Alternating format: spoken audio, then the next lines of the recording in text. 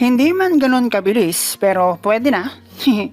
Dahil matapos namin ng maging magkakilala at malaman kong walang BF, ang babae na itago na lang natin sa pangalang Len ay nagkaroon pa kami ng contact number sa isa't isa na naging simula para pagpuyatan namin ang isa't isa. Itago mo na lang ako sa pangalang Lando at hindi ganon kalayo ang bahay ni Len sa bahay kung saan ako nakatira.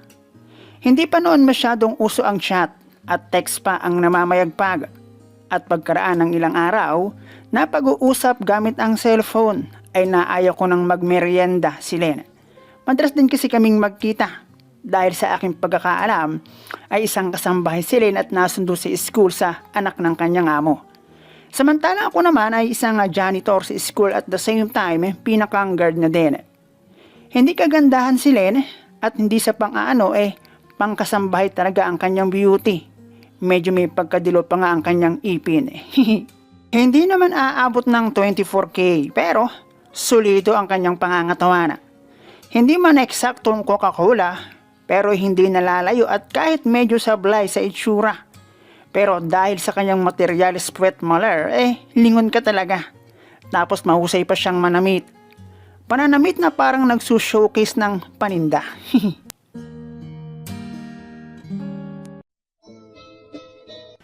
Hello guys and welcome dito sa Kasgul TV. At syempre kung ikaw ay bago dito sa aking channel at trip mo ang ganitong klase ng kwento, palike and subscribe naman dyan. Bukod sa hindi kagandahan, pinay na pinay ang kanyang kutis. Yung klase ng mula pagkabata lagi ring bilad sa arawan kaya panigurado, dark brown ang bataan. Kapag maaga siyang dumating sa school para sunduin ang kanyang estudyante, ay inaaya ko muna siyang mag-snack hanggang sa ako na ang mag-request na agahan niya ang punta para lagi kaming magkakwentuhan. Isang hapon ay naitanong ni Len kung saan daw babanda ang bahay, kung saan ako natuloy. Dahil malapit lang naman, saglit naming pinuntahan at doon lang siya naniwala sa akin na wala akong kasama at nag-iisa lamang ako doon. Kung pwede raw ba doong magtambay, kako pwede naman pag Sabado at Linggo, kako wala naman akong pasok. Hanggang sa iyo na nga at naging madalas na ang pagtatambay ni Len sa bahay. Hanggang sa pati ang hapunan kung minsan doon na rin at makaramdam ako ng pagkalugi. Siyempre, ano yun di ba? Ganon-ganon lang. Hindi naman kami, tapos tamang kain lang siya. Hindi naman pwede yun. Dahil doon ay umisip ako ng paraan para malaman ko kung meron bang pag-asa na aking maidaan ang aking train sa alam kong dark brown na subway.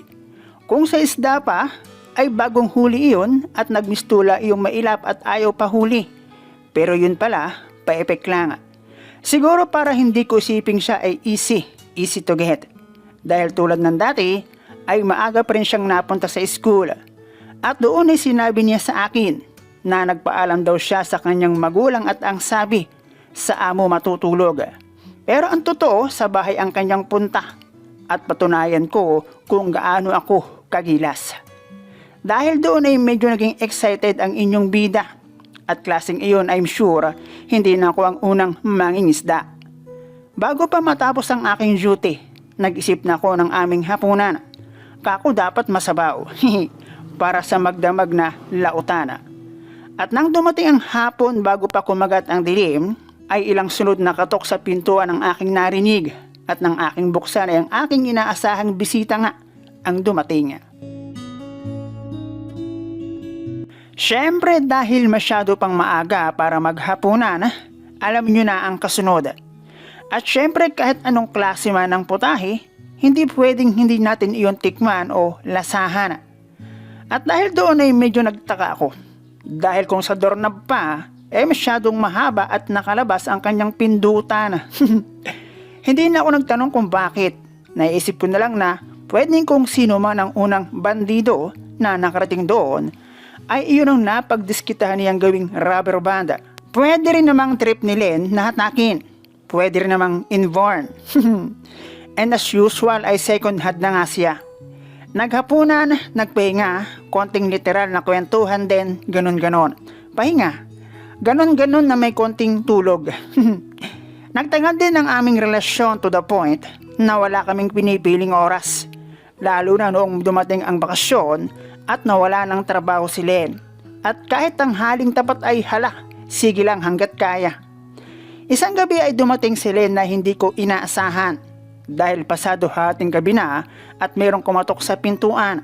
Si Len at mayroon pang kasama. Pareho silang nakainom at doon ay hindi na ako namili kung pwede namang dalawa. Paano ba naman? Mas maganda yung kasama. Hindi kasi ako nagiinom at doon ay naisip kong baka isa yun sa dahilan kung bakit maraming kabataan ang nagiinom lalo na kung may tropang babae. At siguro kaya din nabuo ang salitang pag may alak, may balak.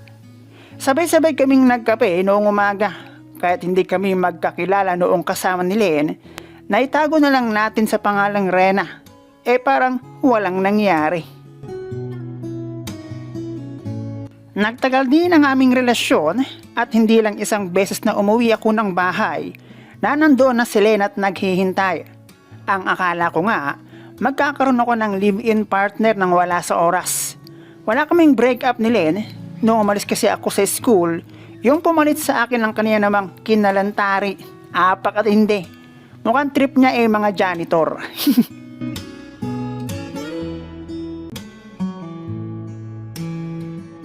Merong senaryo sa aking buhay kung saan ay kailangan kong suyuin si GF.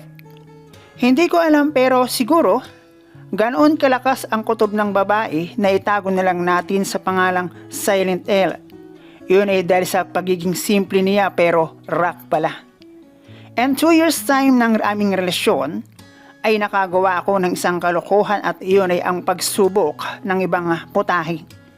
At siguro nagkaroon ng malakas na kutob si Silent L na baka may ginawa akong hindi niya alam. At siya mismo sa kanyang sarili ay nagdududa. At marahil iniisip niyang sa tagal na namin ay hindi ko iyon gagawin.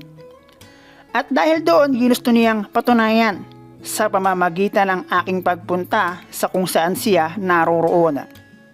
Nagsimula ang aming pagtatalo ilang oras matapos umalis si maling desisyon. At ginusto ni GF na puntahan ko siya para patunayan na mali ang kanyang iniisip. No choice ako kahit ang totoo, kakagaling ko lang sa change oil. Pasado alas 7 ng gabi nang umalis ako sa bahay at nagpunta ng Pasay kung saan naroroon si Silent L na ngayon ay aking ex-GF. At dahil lihim ang aming relasyon, nag-rent kami ng space kung saan ay pwede kaming abuti ng liwanag. Wala naman siyang sinabi sa akin na meron pala siyang bisita na inakala rin niyang tapos na. Mabuti na lang at hindi ako sugapa kung nagkataon. Agoy! Paano ko nalaman? Noong paalis kasi kami, yung pants ko nagmantsa ang ebidensya na maging siya nagulat.